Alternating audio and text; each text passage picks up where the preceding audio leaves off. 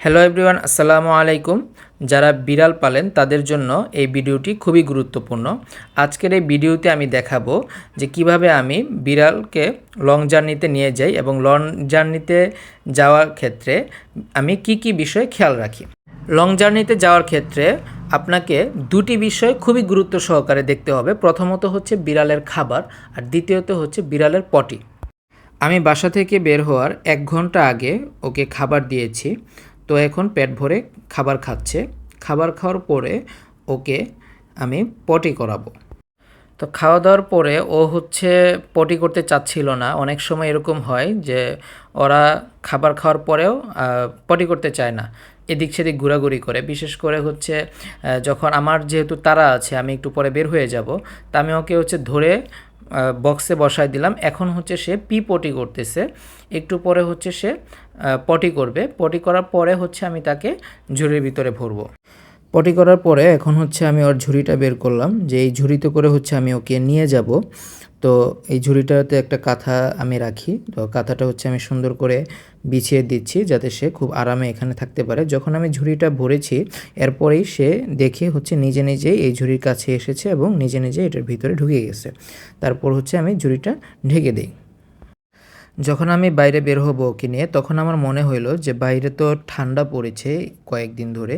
তো এখন হচ্ছে ওকে যদি আমি সোয়েটার না পরিয়ে দিই, ওর হয়তো ঠান্ডা লাগতে পারে। তো সেটা চিন্তা করে হচ্ছে আমি ওকে ঝুড়ি থেকে বের করলাম। বের করে হচ্ছে ওকে সুন্দর করে হচ্ছে সোয়েটার পরাই দিলাম যাতে ওর ঠান্ডা না লাগে। এরপরে আবার তাকে ঝুড়ির ভিতরে ভরে দিলাম। তো আমি হচ্ছে ওকে নিয়ে বের হলাম। আমি এখন রিকশায় করে যাচ্ছি। আমি যাচ্ছি এখন কমলাপুর ট্রেনে করে আমি হচ্ছে কক্সবাজার যাব ওকে নিয়ে। আমি ট্রেনে উঠে গেছি। তো ওকে হচ্ছে আমি আমার পায়ের সামনেই রাখলাম। ও চিল্লাচিল্লি করতেছিল। তা আমি হচ্ছে খুলে ওকে বললাম যে না, আমি আছি ওর সাথে, ওর চিন্তার কোনো কারণ নাই। এখন দেখালাম যে আমি আছি। তো এরপরে হচ্ছে ও একদম শান্ত হয়ে গেছে। ট্রেন ছাড়ার কয়েক ঘন্টা পরে সে হচ্ছে অনেক চিল্লাচিল্লি করতেছিল। তো তাকে তার ভয় ভাঙানোর জন্য আমি হচ্ছে তাকে কোলে রাখলাম। এরপর হচ্ছে আমি ওকে জানালার পাশে নিয়ে গেলাম। জানালার পাশে নিয়ে ওকে দেখালাম অনেক দিন পরে হচ্ছে সে ট্রেনে জার্নি করতেছে। তো তার ভয় ভাঙানোর চেষ্টা করলাম। তারপরে আমি হচ্ছে আদর করে আবার ঝুড়িতে রেখে দিলাম। রাত 11টায় আমার ট্রেন ছেড়েছিল। এখন সকাল হয়ে গেছে।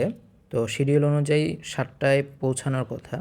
তো সকালবেলা আমি দেখলাম ঝুড়িতে, দেখি যে ও একদমই ঘুমাচ্ছে। তাই ওকে আমি আর ডিস্টার্ব করিনি, ওকে একটু আদর করে রেখে দিলাম। তো 7টা 10 মিনিটে হচ্ছে কক্সবাজার স্টেশনে চলে আসছি। তো ওকে আমি দেখলাম ও হচ্ছে খুব এক্সাইটেড। ওরা সকাল হয়ে গেছে, ওর ক্ষুধা লাগছে। ও ক্ষুধার জন্য মানে খাবারের জন্য চিল্লাচিল্লি করতেছিল, কিন্তু আমি ওকে খাবার দেই নাই। আমি একবারে বাসায় গিয়ে ওকে খাবার দিব, কারণ হচ্ছে ওকে খাবার দিলে ও পটি করার জন্য পাগল হয়ে যাবে। দীর্ঘ 9 ঘন্টার জার্নি শেষে তাকে হচ্ছে আমি বাসায় নিয়ে আসলাম।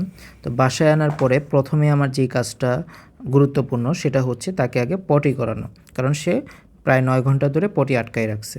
তা আমি ঝুড়ি খুলে দেওয়ার পরে সে হচ্ছে নিজে তার সুইটারটা খুলে দিলাম। সুইটারটা খুলে দেওয়ার পরে সে নিজে নিজেই হচ্ছে বারান্দায় চলে গেছে পটি করার জন্য। পটি করার পরে তাকে হচ্ছে আমি এখন ক্যাট ফুড দিচ্ছি, কারণ এই মুহূর্তে ক্যাট ফুড ছাড়া অন্য কোনো খাবার নাই। আমাকে হচ্ছে ভাত রান্না করতে হবে, মাছ সিদ্ধ করতে হবে, তারপরে ওকে খাবার দিতে হবে। তো ও হচ্ছে প্রথমে খাচ্ছিল না, তারপরে হচ্ছে আমি ওকে হাতে ধরে খাওয়াচ্ছিলাম।